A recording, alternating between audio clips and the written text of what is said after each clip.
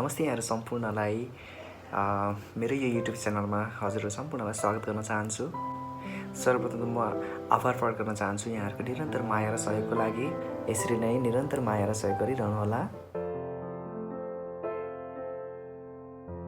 आज पनि म छुट्टै प्रस्तुति ल्याएर हजुरहरू सामु उपस्थित भएको छु। आज चाहिँ मैले कसरी चाहिँ घरमै कुखुराको मासुको शीतन बनाउन सकिन्छ भनेर एउटा भिडियो राख्न गइरहेको छु। मैले ट्राई गरेको थिएँ, एकदम मिठो भएको छ। एकचोटि घरमा बनाएर ट्राई गरिदिनु होला।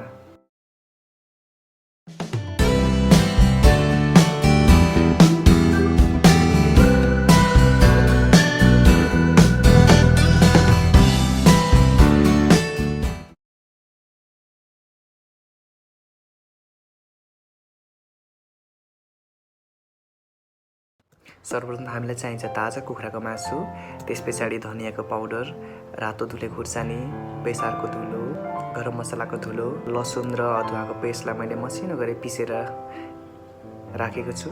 त्यसै गरी मैले बेसार 2 ठुलो चम्चा, एउटा अन्डा मैले सानो टेबल चम्चाले 2 चम्चा राखेको छु। नुन चाहिँ हजुरहरूले आफ्नै स्वाद अनुसारले राख्दा हुन्छ। र मैले यी सबै पाउडरहरू मसलाहरूलाई मासुमा मिलाएर मजाले घोल्न गइरहेको छु। र यी सब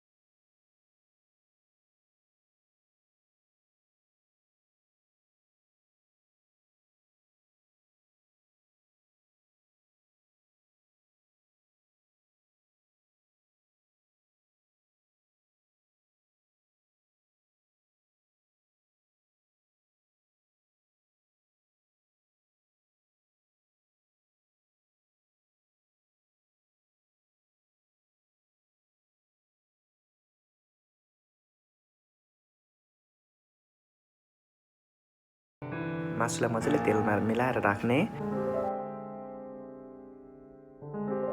र अलिअलि मासुको कलर रातो रातो हुन थालेपछि मैले त्यसलाई पल्टाउँछु र त्यसलाई चलाइरहन्छु।